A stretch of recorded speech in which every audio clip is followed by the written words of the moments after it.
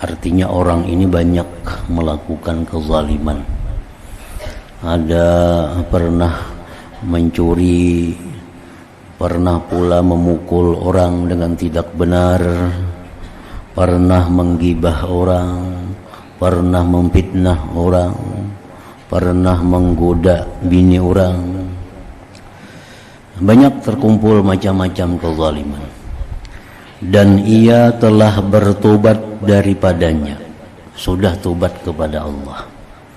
Dia sudah tobat, sudah menyesal melakukan itu, dan sudah berhenti, sudah bercita-cita kada akan mengulangi lagi.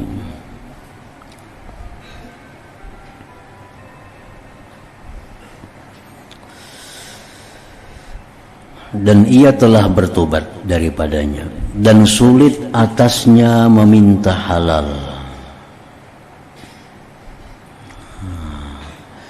Dan sulit atasnya meminta halal kepada orang-orang yang dianiaya itu. Tobat kepada Allah sudah selesai dengan berjanji demikian-demikian di hadapan Allah. Tapi minta halalnya sulit.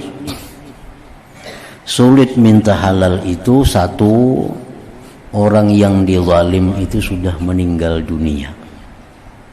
Nah, sudah meninggal dunia. Kada kau lagi minta halal kemana? Atau orang yang dizalim itu masih hidup, ada, tetapi kalau kita minta halal, kita akan menimbulkan fitnah baru, akan menimbulkan masalah besar, yang kadang-kadang masalah besar itu lebih besar daripada yang ada. Nah, itu dianggap sulit. Misalnya seorang laki-laki ini pernah berselingkuh dengan bini orang. Ini sudah tobat kepada Allah, kada akan mengulang lagi.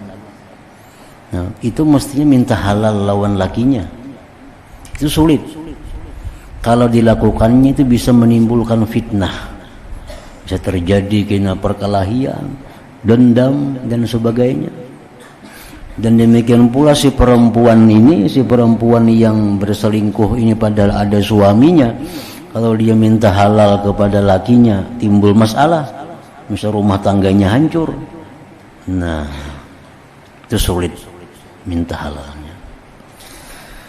Nah, untuk kasus yang demikian, maka hendaklah ia memperbanyak dari amal-amal kebaikan untuk hari qisas.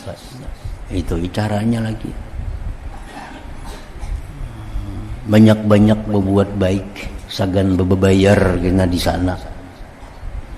Banyak-banyak beramal kebaikan untuk membayar itu di akhirat. Dan hendaklah ia merahasiakan dengan sebagian amal-amal kebaikan di antaranya dan Allah dengan kesempurnaan ikhlas, di mana tidak tahu padanya selain Allah Ta'ala. Nah, jadi diperbanyak amal ibadah. Ditambah lagi ada amal ibadah yang dirahasiakan, yang hanya Allah yang tahu. Nah, lakukanlah itu dengan keikhlasan yang sempurna. Nah, maka mudah-mudahan demikian itu dapat mendekatkannya kepada Allah Ta'ala, maka ia memperoleh dengannya akan lemah lembutnya yang disimpan bagi kekasih-kekasihnya yang mukmin pada menolak kezaliman hamba-hamba dari mereka. Berharap mudah-mudahan karena Allah bisa memaafkannya. Allah bisa membujuk orang yang dizalim itu agar memaafkan. Karena bila Allah membujuknya pasti mau. Dalam dunia kita kada sanggup minta halal. Nah, perbanyaklah amal kebaikan, terutama amal kebaikan yang sifatnya rahasia, yang hanya Allah tahu kebaikan itu. Lakukan itu dengan ikhlas yang sempurna. Nah, barangkali kita di akhirat Allah akan membujuk, merayu orang yang kita aniaya itu untuk memaafkan kesalahan kita tanpa mengambil amal kebaikan kita. Nah, di dalam sebuah hadis, di antara amalan-amalan yang patut diperbanyak bagi orang-orang yang seperti tadi, banyak melakukan kezaliman, macam orang-orang pedagang umpamanya, banyak berjual beli, sehari berapa orang nang dijumpai. Barangkali kita ada terjual yang salah, barangkali kita ada menjual barang yang kurang sesuai, makin banyak orang pembeli, makin banyak urusan. Nah, orang seperti ini bagus memperbanyak amalan, karena minta halal kadang mungkin lagi mencari kemana orangnya. Rasulullah SAW bersabda, man tala qul huwallahu ahad mi'ata alfi marrah faqad ishtara nafsahu minallah wa nada munadin min kibalillahi ta'ala fi samawatihi wa fi ardihi ala inna fulanan atiqullah faman lahu kibalahu tiba'atun falyakhudha minallah azza wa jalla. Hadis akhrajahul Bazzar.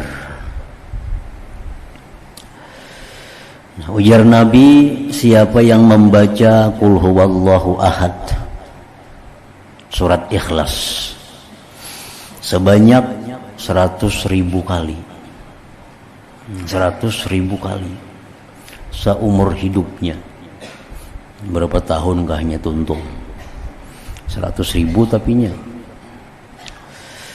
maka dia sungguh membeli dirinya daripada Allah Ta'ala.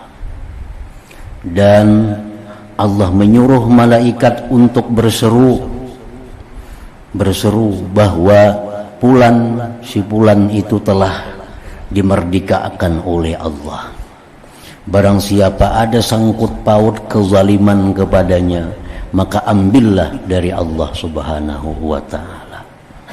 Nah, ini disebut dalam istilahnya al-ataqatul kubra, pembebasan diri yang besar. Jadi ada berseru, fulan bin fulan sudah dimerdekakan oleh Allah. Siapa ada yang merasa terzalimi dalam dunia, siapa ada yang pernah dianiayanya, berurusan lawan Allah, ambil sana pahalanya lawan Allah. Nah, kadang mengganggu lagi lawan kebaikan-kebaikan kita yang kita perbuat di alam dunia. Nah, jadi itu bagus dikerjakan, dilakukan bagi orang-orang yang di alam dunia ini menzalim orang, menganiaya orang, baik harta, baik pribadi, baik keluarga, dan sulit untuk minta halal. Nah, mudah-mudahan itu bisa membayari segala macam bentuk kezaliman itu. Akhirnya tuntung itu ditulis bujur 100.000, misalnya sehari 1.000. Langkah baiknya membaca dengan adab yang bagus, artinya duduk di sajadah menghadap kiblat, bersuci. Nah, jadi baca 1.000 sehari, misalnya 100 hari 100.000, misalnya 100 sehari 1.000 hari, hanya tuntung. Nah, karena bila sudah tuntung 100.000 hitungannya, nah hanyar diserahkan kepada Allah. Serahkan kepada Allah, ya Allah, ulun telah membeli diri ulun daripada neraka dengan pahala 100.000 surah Ikhlas tadi. Maka terimalah ya Allah daripada hambamu dan merdekakan hambamu dari api neraka. Nah, itu doanya bahasa Latin aja, bahasa kita aja. Ya Allah, ulun telah menukar diri ulun daripada api neraka dengan pahala 100.000 surah Ikhlas yang telah hamba baca. Maka terimalah dan merdekakanlah hamba daripada api neraka. Namun yang kada berdoa itu ya kadang-kadang jadi masalah. Itu hanya ulahan ulama. Nah, kalau dari Nabi kada ada berdoanya, itu hanya ulahan dari ulama kita. sudah baca tuntung 100.000, nah nyar dua itu disebut al-ataqatul kubra.